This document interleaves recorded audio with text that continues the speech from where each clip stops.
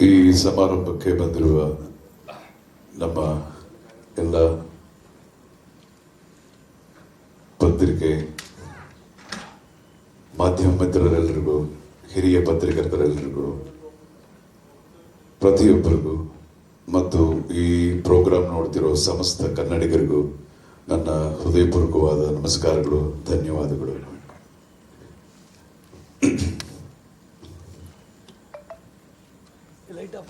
ಪ್ರೇಮ ಬರಹ ಅನ್ನೋ ಚಿತ್ರದ ನಂತರ ಮತ್ತೆ ನಾನು ಡೈರೆಕ್ಟ್ ಮಾಡ್ತಿದ್ದೀನಿ ಕನ್ನಡದಲ್ಲಿ. ಇದು ನನ್ನ ಆಲ್ಮೋಸ್ಟ್ 15ನೇ ಚಿತ್ರ ನಿರ್ದೇಶಕನಾಗಿ. ಅಂಡ್ ಪ್ರೇಮ ಬರಹ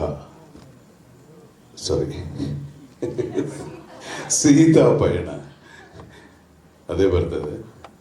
ಸೀತಾ ಪಯಣ, ಈ ಸೀತಾ ಪಯಣ ಅನ್ನೋದು ಕೇವಲ ಒಂದು ವ್ಯಕ್ತಿಯ ಪಯಣ ಅಲ್ಲ, ಇದು ಒಂದು ಮನಸ್ಸಿನ ಪಯಣ.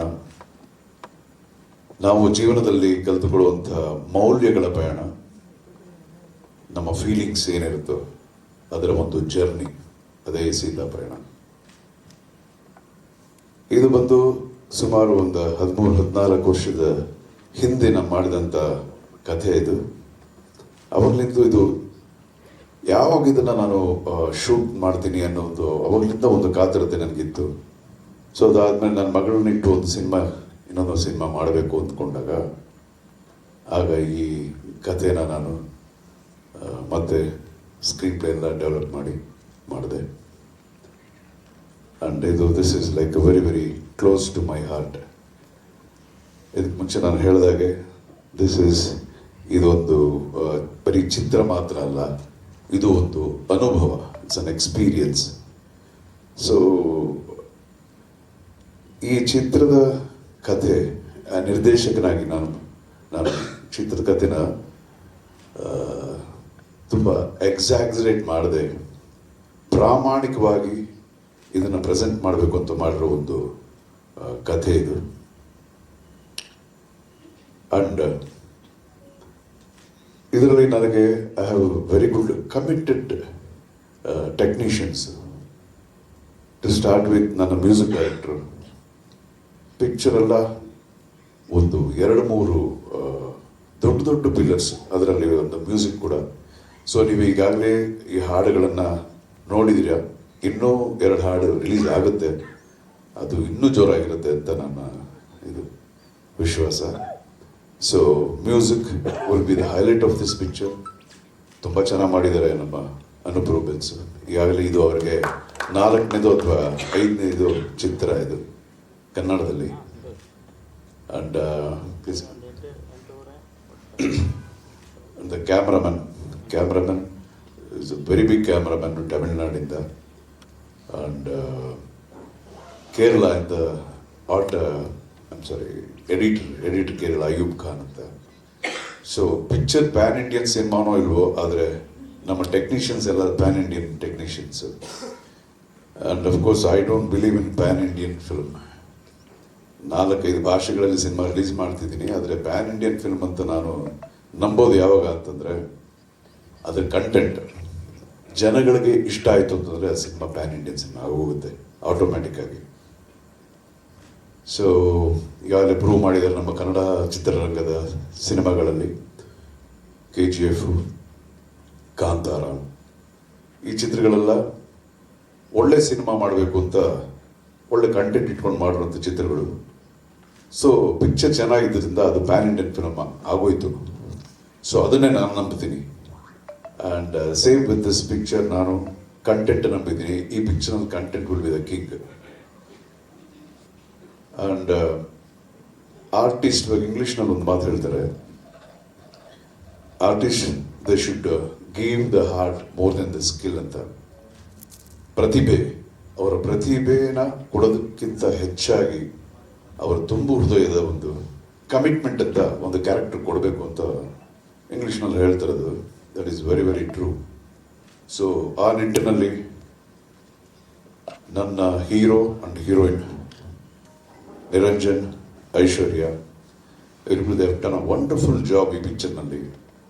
ತುಂಬ ಭಯ ಭಕ್ತಿಯಿಂದ ಆ ಒಂದು ಕಮಿಟ್ಮೆಂಟಲ್ಲಿ ತುಂಬ ಹಾರ್ಡ್ ವರ್ಕ್ ಮಾಡಿ ಈ ಚಿತ್ರದಲ್ಲಿ ಅವರ ನಟನೆ ತುಂಬ ಚೆನ್ನಾಗಿ ಮೂಡಿ ಬಂದಿದೆ. As A director I am really very very happy about that. And again ಇನ್ನು ದೊಡ್ಡ ದೊಡ್ಡ ಆ್ಯಕ್ಟರ್ಸ್ಗಳು ಈ ಸಿನಿಮಾದಲ್ಲಿ ಇದ್ದಾರೆ.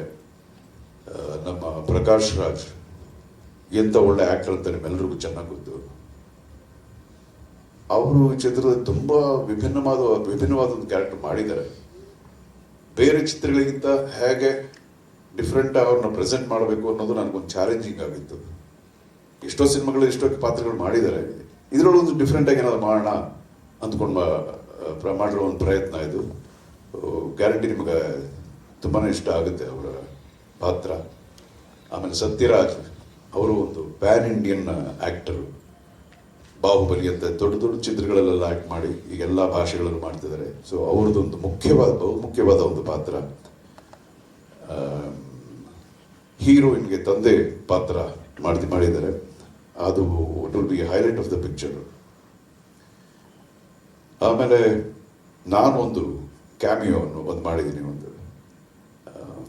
ನಾನೇ ಇದುವರೆಗೂ ಆ ಥರದ್ದು ಒಂದು ಪಾತ್ರ ಬೇರೆ ಪಿಕ್ಚರ್ಗಳಲ್ಲಿ ಮಾಡಿಲ್ಲ. ಸೊ ಅದು ನನಗೂ ಒಂದು ಹೊಸದಾಗಿರುತ್ತೆ. ಅದಲ್ಲದೆ ನಮ್ಮ ಧ್ರುವ ಒಂದು ಏನು ಹೇಳ್ತಾರೆ, ಒಂದು ಡೈನಾಮಿಕ್ ಕ್ಯಾಮಿಯೋ ಅಂತ ಹೇಳ್ಬೋದು. ಡೈನಾಮಿಕ್ ಕ್ಯಾಮಿಯೋ, ತುಂಬ ಒಳ್ಳೆ ಪಾತ್ರ ಧ್ರುವ ಮಾಡಿರೋದು. ಅವನ ಫ್ಯಾನ್ಸ್ಗೆ ಐ ಮೀನ್ ಅಂತ ಒಂದು ದೊಡ್ಡ ಸ್ಟಾರು ಒಂದು ಕ್ಯಾಮಿಯೋ ಮಾಡುವಾಗ ಹೇಗೆ ಬಂದು ಅವ್ರನ್ನ ಪ್ರೆಸೆಂಟ್ ಮಾಡಬೇಕು ಅನ್ನೋದು ನನಗೆ ನಿಜವಾಗ್ಲೂ ಒಂದು ದೊಡ್ಡ ಚಾಲೆಂಜ್ ಆಗಿತ್ತು. ಅದಾದಮೇಲೆ ತುಂಬ ಕೂತ್ಕೊಂಡು ತಲೆ ಕೆರ್ಕೊಂಡು ಮಾಡಿರುವಂಥ ಒಂದು ಕ್ಯಾರೆಕ್ಟರ್ ಇದು. ತುಂಬ ಚೆನ್ನಾಗಿ ಮೂಡಿ ಬಂದಿದೆ. ಗ್ಯಾರಂಟಿ ಧ್ರುವನ ಎಲ್ಲ ಫ್ಯಾನ್ಸ್ಗೂ ಇದು ತುಂಬಾ ಖುಷಿ ಕೊಡುತ್ತೆ. ಯಾವ ವಿಧದಲ್ಲೂ ಡಿಸಪಾಯಿಂಟ್ ಮಾಡಲ್ಲ. ಸೊ ಅದು ಒಂದು ಹೈಲೈಟ್ ಆಫ್ ದ ಪಿಕ್ಚರ್. ಆಮೇಲೆ this movie it's like very very feel good picture ಇದು. ಅಂಡ್ ನಿಜವಾಗ್ಲೂ ಇದಕ್ಕೆ ಮುಂಚೆ ನಾನು ನಿಮ್ಗೆ ಹೇಳಿದಾಗೆ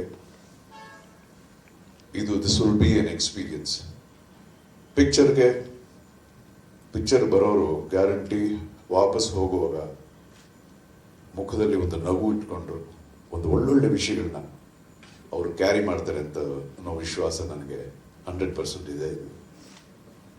ಅಂಡ್ ನಮ್ಮ heroine as I told you, ನಿಜವಾಗ್ಲೂ ತುಂಬ ಒಂದು ವಿಭಿನ್ನ. ಅವರ ವಯಸ್ಸು ಅವರಿಬ್ಬರಿಗೂ ಚಿಕ್ಕದೇ ಆಗಿದ್ದರು. ಅವರ ಕ್ಯಾರೆಕ್ಟರ್ಗಳಲ್ಲಿ ತುಂಬ ಡಿಫ್ರೆಂಟ್ ಶೇಡ್ಸ್ ಕ್ಯಾರೆಕ್ಟರ್ಗಳಲ್ಲಿದೆ. ಅದನ್ನು ಅವರಿಬ್ಬರು ತುಂಬ ಚೆನ್ನಾಗಿ ಆ್ಯಕ್ಟ್ ಮಾಡಿದ್ದಾರೆ. ನೀವು ಪಿಕ್ಚರ್ ನೋಡ್ತೀರಾ. ಸೊ ನಮ್ಮ ಈ ಪಯಣದಲ್ಲಿ ನೀವೆಲ್ಲರೂ ನಮ್ಮ ಜೊತೆ ನೀವು ಪಯಣದಲ್ಲಿ ಭಾಗಿಯಾಗ್ತೀರಾ ಅನ್ನೋ ಒಂದು ವಿಶ್ವಾಸದಲ್ಲಿ ನಾನು ಮಾತು ಮುಗಿಸ್ತೀನಿ. ಜೈ ಹಿಂದ್.